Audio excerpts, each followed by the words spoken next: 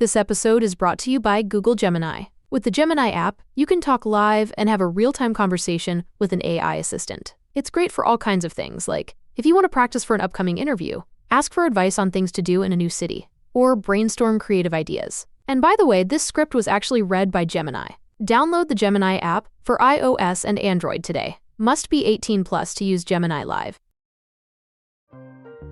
This episode is brought to you by Atlassian. Atlassian makes the team collaboration software that powers enterprise businesses around the world, including over 80% of the Fortune 500. With Atlassian's AI-powered software like Jira, Confluence, and Loom, you'll have more time to do the work that matters. In fact, Atlassian customers experience a 25% reduction in project duration per year. Unleash the potential of your team at Atlassian.com. Atlassian. Good afternoon, guys, and welcome to the podcast. Today, I've got one of my favorite guests that I love talking to, picking brains and ideas coming from Serbia, is Robert Roos, and he is the founder of Mynth AI, which we're going to hear all about. And he establishes any token to any network, which is really interesting from a utility use case perspective. And I'm really happy to have him on to pick his brains. So, Robert, welcome. Thank you. Thanks for having me. I'm excited to have a conversation. Yeah. Like we were talking beforehand in the green room, I've always loved talking to gamers, developers, AI, blockchain, crypto as well. Talk about your journey. And I know you're a digital nomad, and talk about your journey. And I'm excited to dive into the conversation. Yeah, sure. So I've been involved in tech for quite a long time. I've been working predominantly with startups and small scale companies. So first got into entrepreneurship in a very early age, and then started a few businesses around like university. I got with some friends and started an online company and kind of cycled through there. Spent some time in the USA, founding a couple different companies, worked for a couple startups. And I got into crypto in 2013. I got into Bitcoin, and then I discovered Ethereum during the CryptoKitties craze. And that's really when I got hyper interested in what this technology can really do. It clicked in my mind of what the technology is capable of. And then I spent some time in data science and what we call pre-AI now.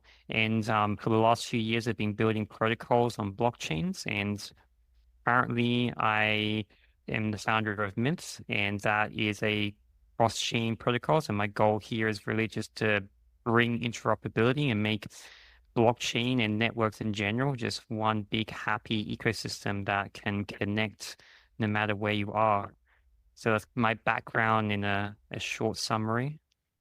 Yeah, it's really fascinating because I've actually, my colleague from college founded Coinbase, and I got into Bitcoin around near the same time in Ethereum. So it's really interesting. And, with you're in Europe, but I'm in the States, and it was just really a really hostile anti-innovation administration. And again, I'm no Trump fan, but at least he's pro-business and allows these ecosystems. So what do you say when people hear token, blockchain, crypto, and people are still thinking TX or Terra Luna, Celsius?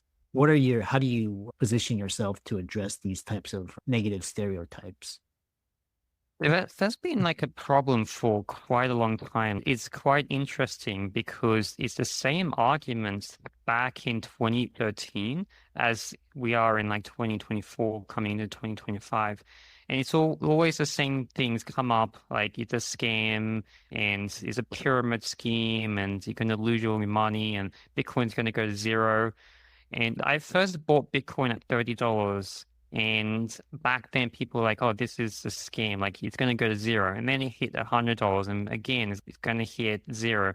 And now we're at 100,000. And again, people are like, this is going to lose its value. It's becoming a more accepted, but there's still a lot of hesitancy.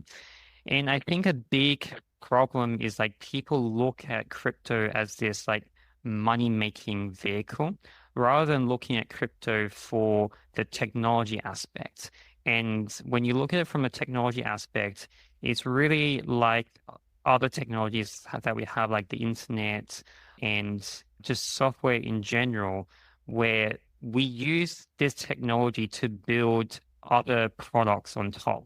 And so that's really been my focus. My focus has been building things that people will use every single day and eliminating this concept of crypto, because this is where people get confused because they think crypto, oh, that's complicated. I don't understand it. It's like that's great because we're not building a crypto product. We are just using the blockchain technology to build product that you as an end user will use. Just as you don't need to understand how the internet works. You don't need to run your own wires and connect. You have an ISP, you pay a monthly bill, you get a computer, you get a phone, and then you connect to your favorite website. And that's really the way to think about it. And there's like a lot of scams, there's a lot of problems that we had to address within the crypto ecosystem, but slowly and surely we're getting through those. Regulations are getting a bit more friendly now. For a long time, the regulators were scared and they just wanted to shut down crypto. Now we're finally getting some more friendly administrations in various countries. So in the US and in Europe as well, even in Asia, we're getting some friendly legislation. So it becomes easier when now not as many people are fighting against us. And so now that people aren't fighting against us, we can actually start to build cool stuff. So that's really why I'm here. I just want to build things that people will use on a daily basis. And now that everyone's working with us instead of against us, we can help accelerate that progress. Yeah, so well said. And again, this whole with the speculation and kind of the memes and basically the bad actors, that's we are also in the early days of the internet, and so people that continue to hold on to this belief, are they just gonna miss out on this? Like, it's people. I remember the internet, they were like scam, and then they missed out on Google and Facebook and Apple, and they missed out on cloud. Is the same thing gonna happen?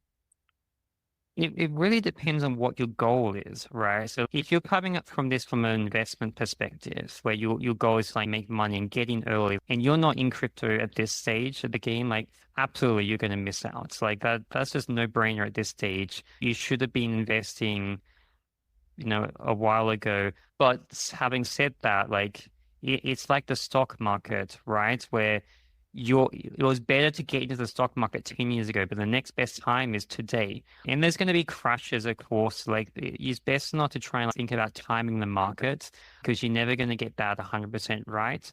But you should always have some sort of exposure. So if you're coming from investment, like you need to get in already, or you need to get in now. But if you're not coming from an investment, like, and it's just in user perspective, then we're not there yet. And I think we're not really going to get to the level where people are thinking where you have to understand all this tech, because we're moving the blockchain industry in the same direction as like the smartphone industry. So I remember before smartphones, right, we had this PDA device.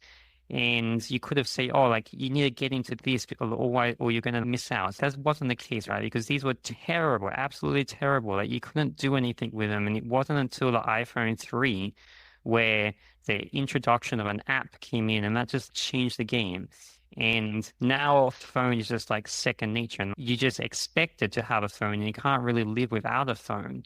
So that's where we're going to head. So if you're just like a regular person, I wouldn't worry too much about missing out, because crypto is just going to become more ingrained into society, and it's going to become like other pieces of technology. Like we all have laptops, we all have compute, we all have phones, we're beginning to have smart fridges, like we have microchips and just about everything now. And a lot of these devices are going to be connected to a blockchain of some sort, because they have a lot of utility. And from that perspective, you're not going to miss out, right? Just wait for this technology to become easier. If you're really excited about this, like you and I are, then like get in now. This is a lot of fun. It's good to learn. You can be an early adopter. but otherwise don't worry about it. So I see it as it depends on the type of person you are. If you're an investor, getting now. If you're like an innovator, this is a lot of fun. But if you're a regular person, don't worry. This is going to become so much easier in the years to come. Yeah, and the way your approach is really very similar to what Brian Armstrong, when he's building Coinbase, they basically want to build products, just build products with the blockchain. The retail's going to speculate and this and that, but they just want to build great products that to facilitate faster transactions, just faster settlements, cheaper, less just grifters, and just less cumbersome and inefficiency.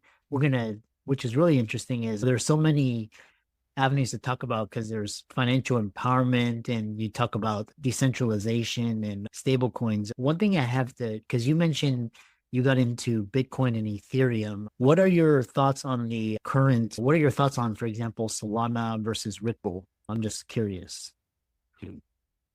So, this is why I got into building what I'm building, right? Because I try not to form opinions. I try not to care too much about these quabbles of the different L1s, because each of these blockchains, they have advantages and they have disadvantages. And we need to get out of our minds that there's perfect blockchain out there, because like they all have problems and they all have advantages. Solana is really good at speed. And then it has a few problems when it comes to reliability and security. And so if you want security, then I would opt for Bitcoin or Cardano. And then Ethereum has like a lot of decentralization, has a lot of established dApps. But the layer one is quite cumbersome and it's quite expensive to use. And so people then move on to the layer twos. But the layer twos aren't decentralized, right? So you're giving up some control, and then you have this fragmentation problem. That's the way I view it, in that it can be fun to compare, go into these little mini fights about, no, Solana is better than Ethereum. Okay, cool. But that's missing that these technologies are all aiming for the same end goal, to bring real users to real products and make their lives easier. And then with what I'm building, Mynth, is we make it so interoperable that you don't even have to care about which network you're on. So if you want to be on Ripple, but then you want to do something on Solana, you have that opportunity, because you'll be able to go between those without any effort.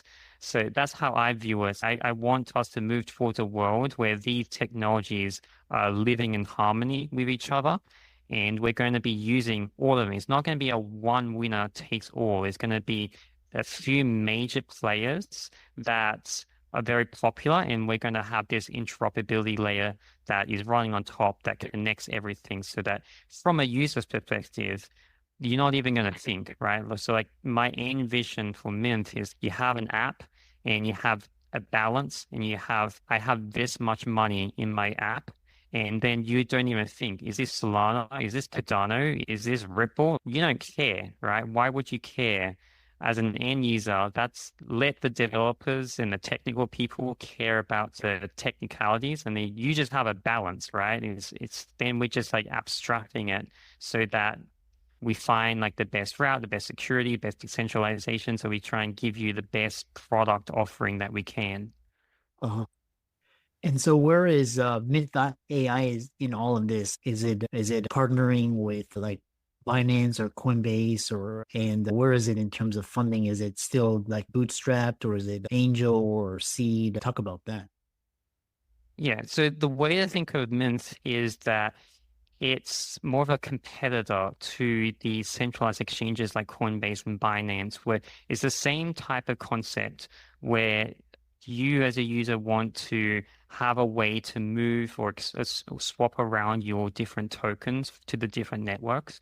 So like Binance is really great if you want to send USDC to your Binance account. Say you have your USDC on Polygon, and then you want to have USD on Solana. You can't really send it to Binance and then withdraw it on Solana. Mynth cuts that out, where you don't have to send it to anyone. It's just a technology that exists on top of these existing blockchains. And then you do a swap.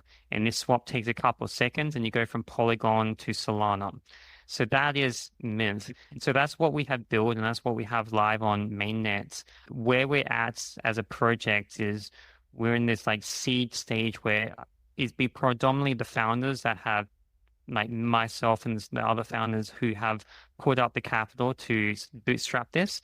And in January, we're doing our first IDO, which is our first fundraising event to get liquidity into the system. Right now, we have 9 integrations into various blockchains. And by the end of 2025, we're going to have 25 blockchain integrations. So that's the speed of what we're developing. We've been building this for 2 years now, and we have the foundation in place. And now we just want to come into 2025 really strong, raise some money, and make this as interoperable as possible. Interesting. And where is Mynth AI in terms of a valuation? Is there a particular, or is it still just early startup? So yeah, we're early startup. The valuation for the IDO is 10 million fully diluted. And the token was distributed in 2023 via airdrop. And so the community decided on that valuation. So we never, as a team, we never set any valuation. We just left it up to the market. And then the IDO is the set price, which was just the average of what is been trading over the past year. So it's going to market at a $10 million valuation. And after that, we'll see what the market decides. Like my goal has really been to like not put projections into people's minds. Like I never wanted to set a price or just letting them, I'm just building the technology. I'm giving you guys opportunity to buy the token. And then it's up to everyone else to decide where that goes. Maybe it goes high, maybe it goes lower. In the end, which what I'm building is something that will produce revenue, and I'm hoping that revenue will continue to grow over time. And as a token holder, you'll have a share of that revenue. And then speculators will speculate on what that future revenue will be valued at to purchase the token off the markets. Yeah. How can people find you and follow you and reach out to you and check out Mynth AI? Yeah, the best way is just to type in Mynth.ai into your web browser and go to the website. We also have the Twitter, so that's probably the best information or best source of information for everything Mynth related. So you can just search for Mynth. So that's MYNTH. And also, if you go to our website, you can see our Discord invite link, and that's where you'll be able to come in and ask questions and connect with the team. And we're pretty friendly, so you can ask whatever you want, and that's the best place to learn some of the more technical details if you want to ask a team member. Yeah. And thanks so much for coming on, and keep up the great work. Yeah, thank you for having me. Being a good conversation.